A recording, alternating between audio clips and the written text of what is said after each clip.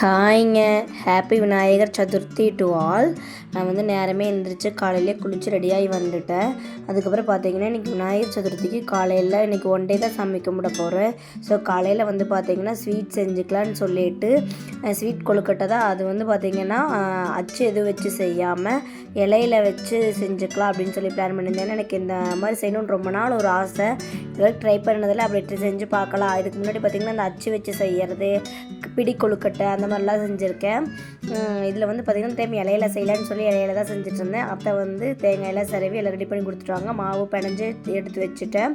அதுக்கப்புறமா எப்பவும் போல் மாவை வச்சு இலையில தட்டிட்டு அதுக்கப்புறம் பூரணம் வச்சு பூரணத்தில் பார்த்திங்கன்னா இன்றைக்கி வேர்க்கடலையும் தேங்காயும் போட்டிருக்கேன். கொஞ்சம் நெய் போட்டு நல்லா வெள்ளத்தில் இது பண்ணிவிட்டு மிக்ஸ் பண்ணிவிட்டு அதுக்கப்புறமா மாவு நல்லா தட்டிட்டு இலையில வச்சு அப்புறம் க்ளோஸ் பண்ணி இட்லி சட்டியில் வச்சு நல்லா ஸ்டீம் பண்ணி எடுத்துகிட்டா சூப்பராகவே வந்துருந்துச்சு.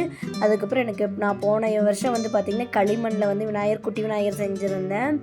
இந்த வருஷம் வந்து பார்த்திங்கன்னா செய்யறதுக்கான பர்சனல் ரீசன்ஸ்னால ஒரு சூழ்நிலை இல்லை. ஸோ நான் வந்துட்டு மஞ்சளில் வந்து காலையில் விநாயகர் செஞ்சுக்கலான்னு சொல்லி செஞ்சேன்.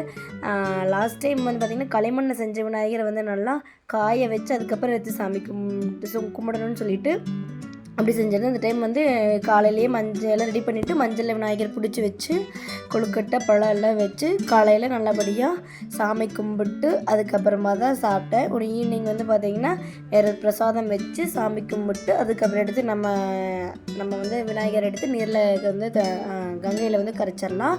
நீங்கள்லாம் எப்படி சாமி கும்பிட்டீங்கன்னு சொல்லி கமெண்ட் பண்ணுங்கள். என்னோடய விநாயகர் எப்படி இருக்கிறாருன்னு சொல்லுங்கள். தேங்க்யூ.